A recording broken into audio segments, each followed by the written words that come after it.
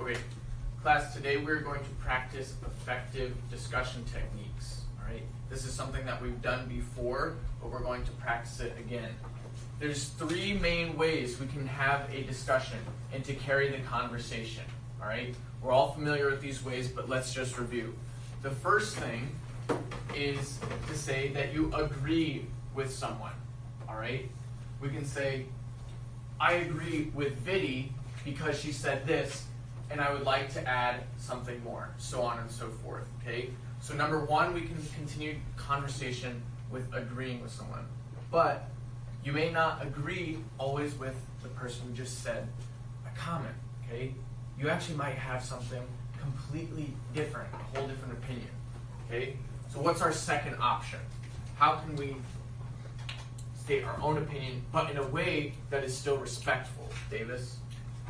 You can say, I disagree with you because I see it a different way. Yep. And that's totally fine. You can say, I disagree with you. That's all right. That's how learning takes place, all right? They're not trying to hurt your feelings. They're saying, I disagree with this point. I see it another way, and I'd like to add this, all right? And here's why, and I'm going to show my evidence, okay? And how about the third way? What's a third way we can carry out a good discussion? Okay, Carson? Clarification. Can you explain what that means?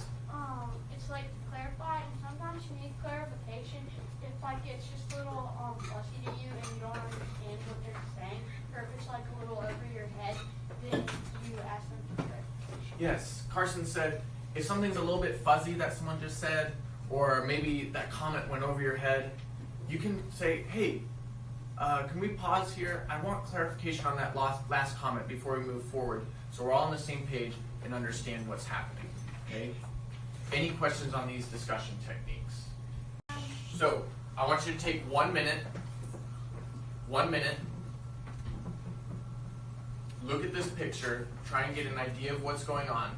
In 1 minute, we're going to discuss this picture using our 3 discussion techniques. Ready? Go. Okay, so to initiate our discussion, we're going to have someone make an evidence-based comment, okay? Could someone tell me what an evidence-based comment would be? What would I mean by that, an evidence-based comment? If you say, oh, I think this is this, you have to have reasons for why. Reasons why, okay? So if you're going to talk about this picture, back up your reasons with details, things that you're actually seeing, okay? So Isabella, why don't you start us off? Go ahead. Well, I have 2 choices. I either think it's a foster care home or like a rich mansion's house because That's what I thought. see, that looks like a butler or a carer, like a person that takes care of the foster. You mean this person right here? Mm-hmm. Okay. Like for the foster children, and I'm leaning kind of towards the foster children because there's a lot of beds in one room. Okay. And that's usually from movies I've seen, they're all lined up with beds in one room for the people that don't have parents. But then another reason I think it may be a really, really high qualified foster home because there's a chandelier and there's a big painting on the top of the roof. Okay. Yep, it looks like a mural or something. And there's Okay. really nice quality. The house looks really big. Excellent. Thank you. Now, instead of responding to me, you need to respond to Isabella, because we're going to continue to cycle through this discussion by responding to your peers. Okay? Could someone please respond to Isabella? Thomas? Isabel, I disagree with you because it looks like it was someone who was very wealthy and decided to do something good and had a place for people to stay for a storm because you can kind of tell because of those nice paintings and everywhere. Okay.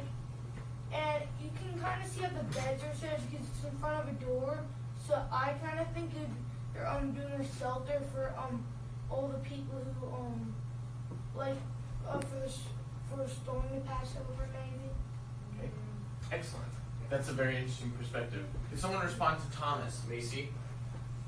I kind of disagree with you, Thomas, because for a safe house, it's a little too fancy for a safe house. Because if something did happen, that would be like very, very expensive to repair and everything. Okay. And I'm leaning towards Isabella's decision that it's a flex room because that guy is kind of like walking around, make sure like the beds are okay and like everybody's safe. Okay, good.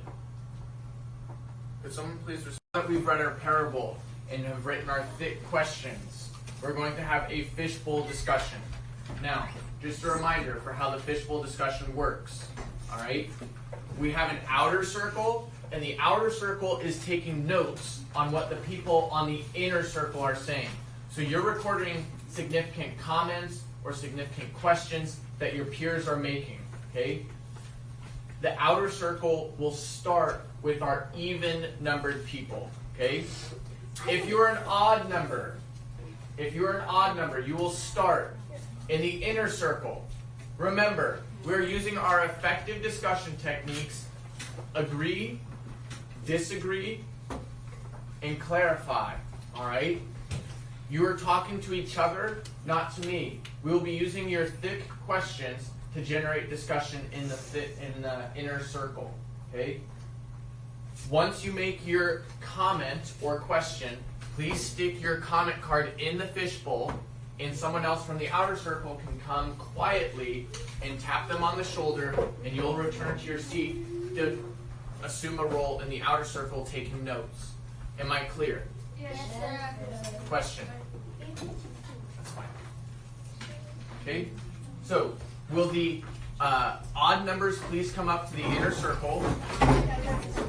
Our first question for our fishbowl, okay, is something that I think everyone wrote, but how would you feel if you arrived the earliest and got paid the same amount, if you were that worker? Okay, would someone like to initiate a discussion? Carson? I would also be kind of mad because, you get there the earliest, you work through the sun. I'm not sure, they probably got a lunch break, but it probably wasn't very long. So you work harder than anybody else. And then people just come in, they have 25 minutes, and then they get paid the same amount of money as you. That's not really fair. That's not right. You're right. Go ahead. I agree that I feel angry, but I also would feel that I was mistreated because I was working all day in the hard sun that's hurt beating down my back, and I didn't get, and they just worked there for 25 minutes and got paid the same amount. Yes. I would probably. It's all right.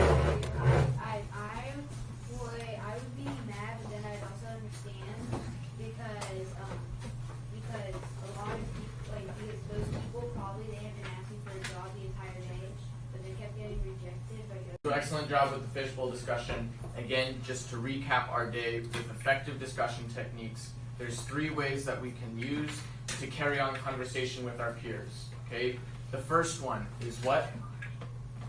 Agree. Agree. Okay. I agree with Jade, and I'd like to add this to her comment, and this will help add to more rich discussion. Okay. Maybe we don't agree with Jade, but do we want to put Jade down? No. What do we do? Be respectful but still disagree. I see it another way. And the last thing, the third way to have an effective discussion is what? Clarify. Okay? This was a little bit fuzzy, Jade. I need a better picture in my head. Can you re-explain it in different words? Okay? Capiche? You're supposed to say capuche.